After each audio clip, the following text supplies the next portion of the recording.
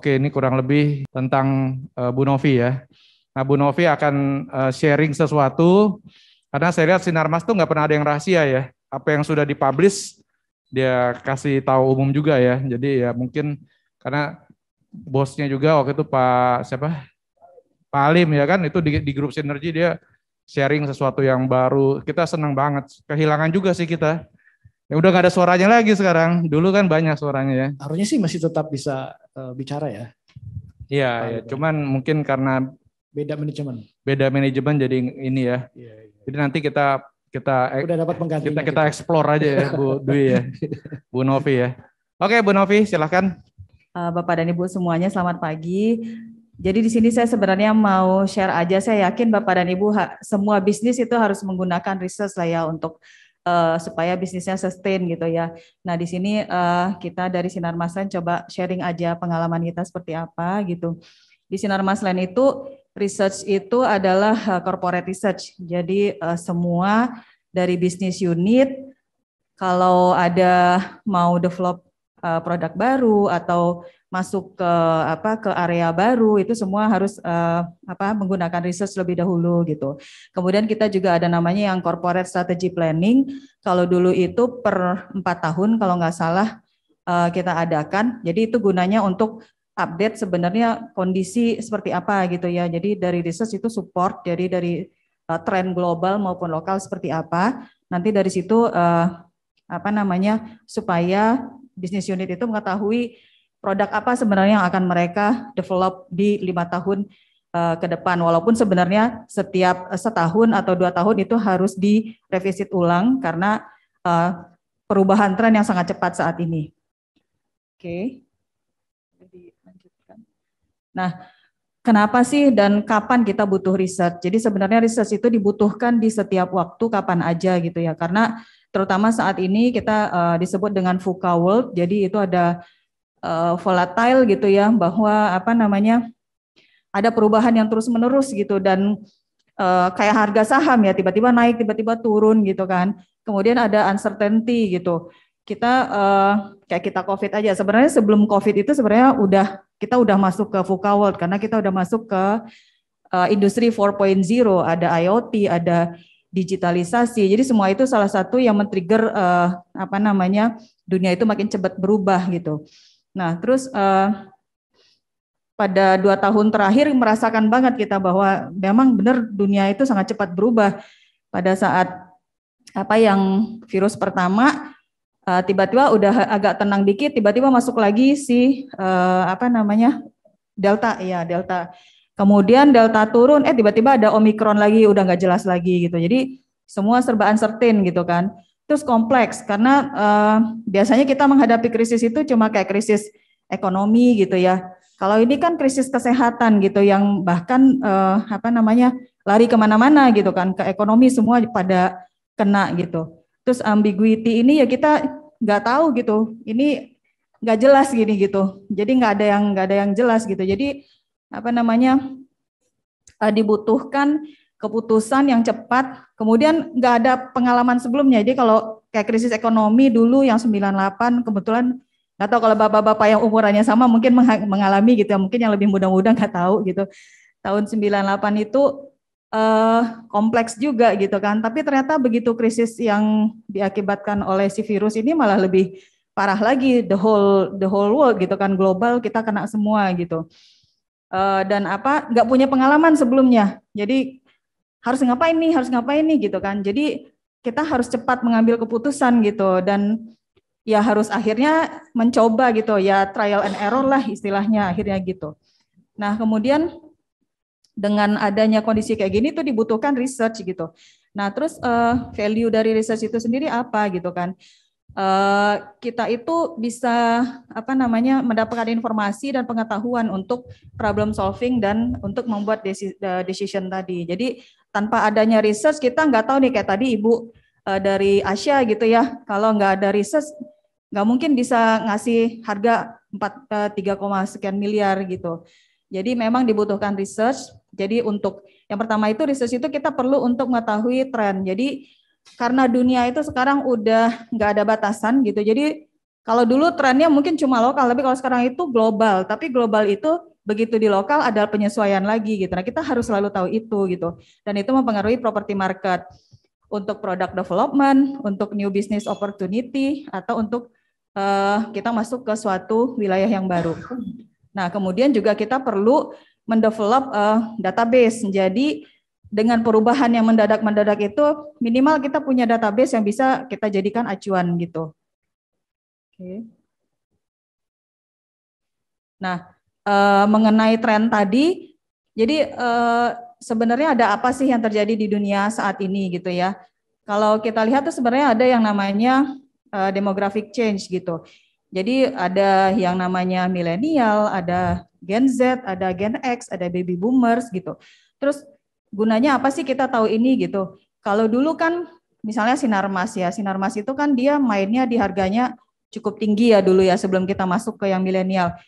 Kalau kita bilang target market kita siapa gitu, ya mainnya sih kayaknya di baby boomer sama di Gen X. Karena kan memang secara pendapatan mereka udah cukup tinggi gitu kan. Tapi ternyata ada pasar milenial yang cukup besar gitu. Nah dengan tahunya ada pasar baru yang akan masuk ini, memang kita lihat oh mereka sih daya belinya nggak setinggi yang Gen X dan baby boomer gitu, tapi mereka adalah pasar kita di masa depan. Sekarang pun sebenarnya dia udah jadi pasar kita. Dan di masa depan dia kan ekonominya dia akan naik-naik terus. Jadi sebenarnya kita harus maintain mereka itu dari sekarang gitu. Termasuk juga si Gen Z. Walaupun mungkin dia sekarang masih belum bekerja gitu ya. Tapi kan mereka ini orang yang digitalize itu sangat sangat digital lah gitu. Jadi mereka apa-apa handphone gitu kan. Jadi informasi itu mereka bisa dapat lebih banyak. Jadi walaupun mereka tidak mempunyai daya beli, tapi mereka sudah bisa kita pengaruhi dari awal gitu untuk membentuk brandnya kita. Nah, terus kalau kita lihat lagi, ini dari Marketplace yang 5.0 ya, itu ada data mengenai revenue contribution of financial service by age generation ini di Indonesia. Jadi kalau kita lihat itu dari 2000 kan yang Gen X sama baby boomers itu mulai turun, yang baby boomers makan turunnya cenderung curam gitu ya. Nah, si Gen X juga di titik tertentu mulai turun. Nah, yang naik itu adalah si Gen milenial dan Gen Z. Jadi memang saat ini mereka kontribusi terhadap finansialnya sudah termasuk untuk milenial itu cukup mereka lah yang akan the rising star-nya gitu. Nah, saya mau kasih contoh aja kenapa BSD masuk ke rumah milenial gitu. Dulu sebenarnya pada awal milenial itu disebut-sebut gitu ya kan semua pada bilang bahwa milenial itu mereka mencari experience gitu. Mereka tidak mau ya menabung bukan ini yang mereka lah, mereka menggunakan uang untuk traveling gitu kan. Kemudian kayaknya mereka nggak punya, salah satu itu yang saya ingat banget, mereka nggak mau punya aset gitu. Jadi ini gimana nih properti gimana ada threat gitu kan bahwa properti kemungkinan kita nggak bisa jualan nih karena mereka nggak mau punya aset ya mereka lebih ke sewa gitu. Terus kita dari research kita analisa gitu kan bahwa ternyata tuh yang itu tadi saya bilang ada tren global tapi begitu di lokal tuh bisa berbeda. Jadi kalau di Amerika itu kita lihat anak umur 17 tahun itu keluar dari rumah gitu. Dan mereka masuk ke college itu menggunakan student loan. Jadi mereka itu minjem ke pemerintah. Pada saat mereka bekerja, mereka harus mengembalikan dulu student loan-nya. Dan mereka itu kuliah dengan biaya sendiri, yang sebagian besar ya, kan sebagian memang ada yang masih dibiayai. Mereka kuliah dengan biaya sendiri, mereka keluar dari rumah tinggal dengan biaya sendiri, begitu bekerja mereka harus mengembalikan student loan-nya. Jadi mereka sebenarnya nggak punya uang untuk memiliki aset. Jadi makanya mereka di sana itu masuknya ke rumah yang sewa. Nah, apakah di Indonesia berlaku hal yang sama? Ternyata hasil dari riset kita enggak, karena kita punya budaya yang berbeda.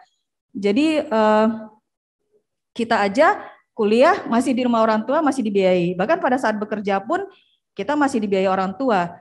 Begitu menikah, kita juga ada orang tua yang mampu, orang tua yang membelikan rumah bagi anaknya gitu kan.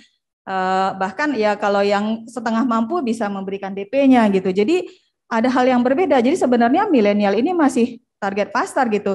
Jadi ada mungkin halaman selanjutnya nanti ada yang namanya buyer, ada namanya purchaser, purchaser, influencer dan end user. Mungkin bisa lanjut ke halaman berikutnya.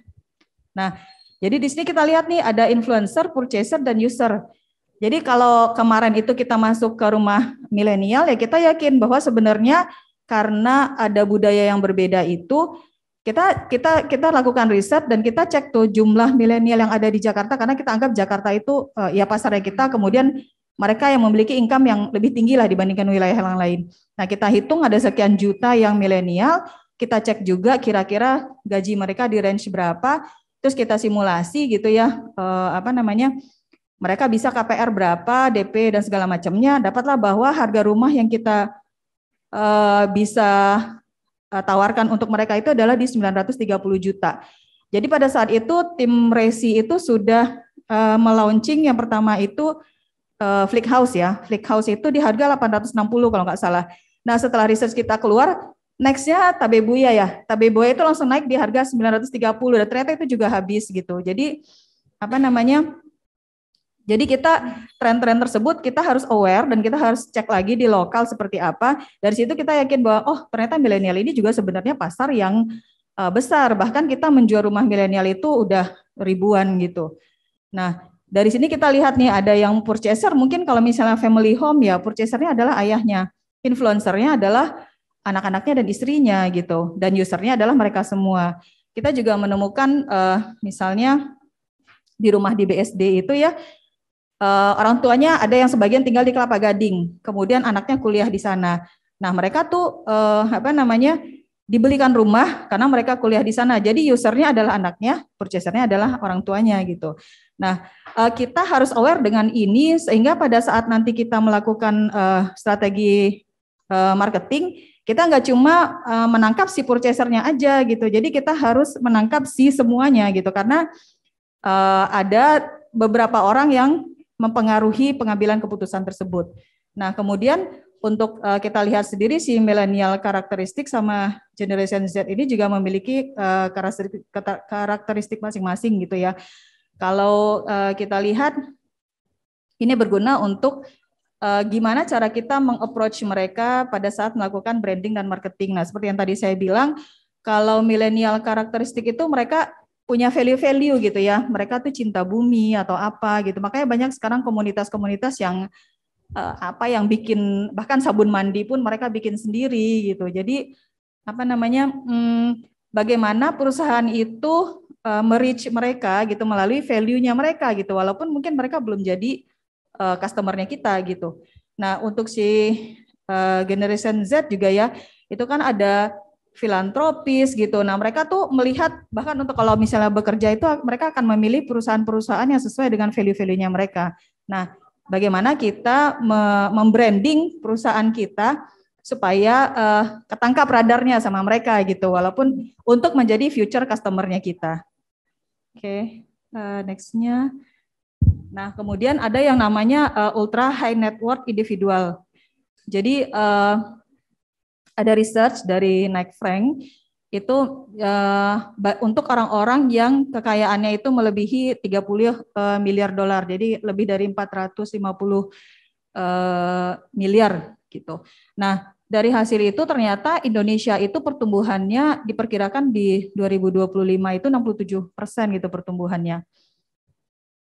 Jadi ini target market tersendiri nih yang kalau kita mau kita bisa bidik gitu kan. Nah kemudian sebenarnya kelas premium ini kan sebenarnya mereka sangat pemilih ya, mereka memiliki preferensi sendiri gitu. Nah ternyata setelah COVID ini juga preferensinya mereka itu ada perubahan dan ada yang bahkan lebih menguat lagi. Jadi karena adanya travel restriction itu biasanya kan kalau orang-orang kaya itu mereka beli asetnya ke luar negeri gitu ya kan, mereka beli rumah di luar negeri. Tapi karena ada travel restriction akhirnya mereka pergi ke lokal gitu, ke domestik.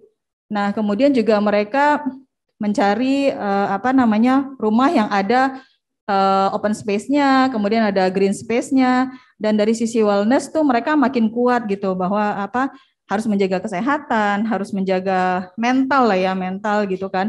Dan mereka itu sangat memilih untuk dekat dengan healthcare gitu. Dan satu lagi sebenarnya education. Jadi banyak negara-negara di dunia yang memiliki universitas-universitas ternama itu banyak orang-orang kaya yang membeli rumah di sana karena mentargetkan anaknya untuk kuliah di sana, dan itu adalah 10% dari motivasi pembelian rumah orang-orang kaya tersebut. Nah, sebenarnya kalau saya kembalikan ke BSD gitu ya, kita tuh sebutnya Linden phenomenon. Jadi mungkin Bapak dan Ibu tahu yang kita menjual rumah di Nava Park seharga puluhan miliar dan tiba-tiba itu laku gitu di akhir 2020. Jadi pada saat pandemi sedang tinggi-tingginya gitu kan. Nah, ternyata fenomena itu sebenarnya related ke sini, ke ultra high net worth individual ini. Karena biasanya rumah-rumah harga segitu kan sebenarnya orang dekat ke Jakarta gitu. Ini tiba-tiba rumah seharga segitu di BSD laku gitu. Dan ternyata tuh memang sesuai sama preferensi yang tadi ini. Jadi orang mencari area rumah yang yang ada green areanya, kemudian bisa bersepeda olahraga dengan nyaman gitu kan. Terus udaranya juga lebih baik daripada Jakarta gitu. Nah, gitu yang kita bilang Linden phenomenon itu adalah hubungannya dengan si ultra high net worth ini. Baik, halaman selanjutnya. Nah, jadi dari beberapa tren tadi kita bisa lihat hasil research itu sangat mendukung untuk product development. Jadi kita kalau mau kita masuk ke blue ocean gitu ya, kita harus melihat ke global trend. Jadi kalau kita hanya melihat tetangga-tetangga, mungkin kita ketemunya produknya itu lagi. Tapi kalau misalnya kita menghubungkan dengan perubahan apa yang ada di dunia, itu kita masuk ke blue ocean gitu. Nah, di sini kita bisa lihat ada millennial housing yang kita bangun. Kemudian kalau untuk post pandemic design itu kita Impresa House, jadi itu ada reception area untuk penerimaan paket gitu ya. Jadi ini contactless housing gitu ya. Ada hybrid room untuk pembersihan pada saat kita baru dari luar, kita bersih-bersih dulu baru kemudian kita naik ke lantai utama, lantai 2, lantai atas gitu ya. Kemudian ada sky balcon. Di sky balcon ini kita untuk mendapatkan area untuk berjemur, kemudian mendapatkan udara segar atau untuk home gardening. Nah, ini yang tadi saya bilang dengan Linden Nava Park ini salah satu fenomena. Kemudian halaman berikutnya boleh. Nah, ada lagi sebenarnya tren yang harus kita lihat itu adalah dunia itu semakin tua. Jadi karena ilmu kesehatan makin baik, jadi usia umur makin panjang dan akhirnya banyak penduduk usia tua gitu. Kemudian perbedaannya adalah kalau dulu sepasang orang tua dirawat 6 anak gitu ya. Kalau sekarang anaknya cuma 1 atau 2 gitu. Jadi ya otomatis pada saat orang tuanya udah tua, anaknya kalau kita masih terbiasa dengan 3 generation home ya. Jadi itu ada nenek, ada orang tua, kemudian ada anak. Nah, kalau nextnya mungkin nggak akan ada kayak gitu. Di negara-negara yang berkembang, yang maju, misalnya kayak Amerika, kemudian kalau di Asia itu misalnya kayak Jepang, itu udah biasa gitu. Jadi pada saat orang tua itu pensiun, mereka otomatis menjual rumah mereka dan mereka masuk ke yang namanya senior living. Nah, di Indonesia pertumbuhan seniornya memang meningkat ya di tahun itu 10% itu di tahun 2020 kalau nggak salah ya 9,9%.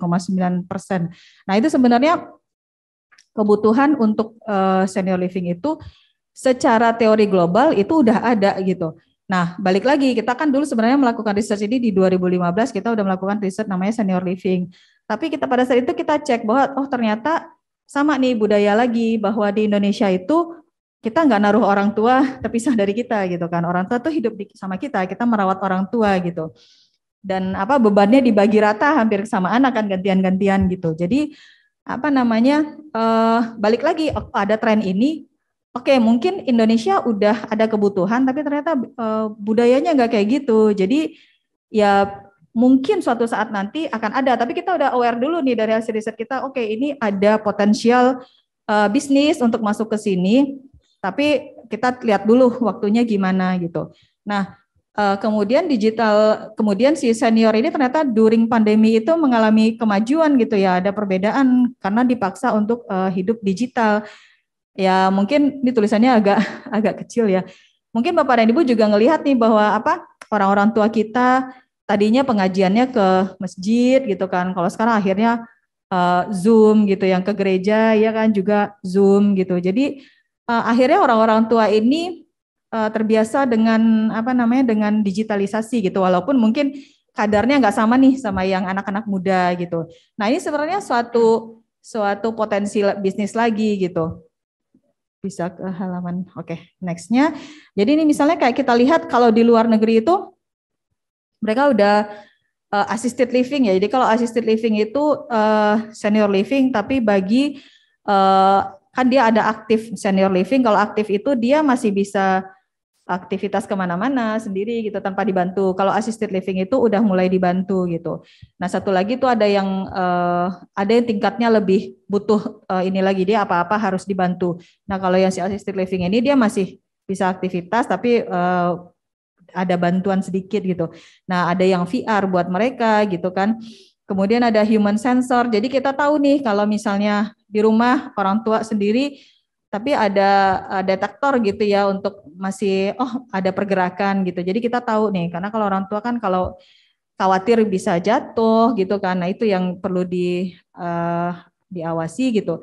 Nah, kemudian ada body temperature sensor gitu. Dan ini ada yang namanya holistic home monitoring system. Jadi kalau di sini kita bisa lihat keluarga ataupun caregiver yang jauh itu masih bisa memonitor si orang tua tersebut gitu. Jadi ini adalah produk yang salah satu produk yang berkembang di luar. Cuma memang di Indonesia ya lokal marketnya kita masih lihat lah perkembangannya kayak apa. Walaupun sebenarnya di Indonesia itu sudah ada beberapa senior living dan kita udah research juga gitu ya kita melihat masih trennya masih belum ini. Mungkin nanti ada produk-produk tertentu yang bisa dikembangkan gitu ya. Nah, research kita ini selain berasal dari business unit juga berasal dari business development. Jadi misalnya business development dia punya ide apa gitu, mereka minta tolong di research. Nah, gunanya bagi business development adalah kita kan lihat nih sebenarnya market potensialnya ke depan seperti apa. Apakah memang secara ekonomi itu akan berkembang terus gitu ya. Kemudian bagi BD itu pentingnya adalah kita jadi tahu nih pemainnya siapa gitu, playernya. Gunanya apa? Kalau misalnya kita nanti mau menjadikan dia partner kita tahu partner yang sesuai bagi kita yang mana, yang memang bisnisnya juga bagus gitu. Jadi kita kasih tuh list of player itu siapa aja, berapa besaran bisnisnya mereka gitu kan, terus mereka main di mana aja gitu. Jadi akhirnya nanti kemudian model bisnisnya seperti apa. Jadi nanti BD pada saat mereka melakukan pendekatan itu udah punya base. Saya akan mendekati siapa, bentuk kerjasamanya kayak apa gitu. Oke, nextnya. Nah, kemudian juga psychographic change. Jadi sebenarnya kita udah ngelihat nih di 2019 itu kita pernah melakukan research tentang city farm. Jadi karena lahan di perkotaan itu kan semakin sedikit gitu kan. Sementara kita butuh membawa anak-anak kita untuk leisure gitu kan. Jadi city farm itu berkembang di mana-mana gitu. Nah di 2019 itu kita sudah melakukan research, kita BD juga melakukan pendekatan ke beberapa player gitu ya. Jadi ini adalah salah satu contoh hasilnya gitu ya. Jadi kita bekerja sama dengan Jatim Park, kemudian juga Cimory yang akan dibangun di BSD.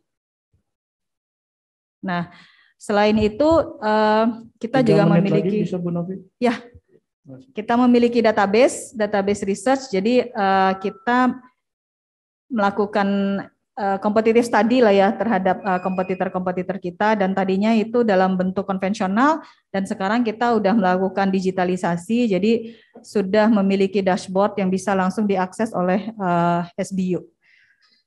Itu sih dari saya Pak, dan luar biasa waktunya pas.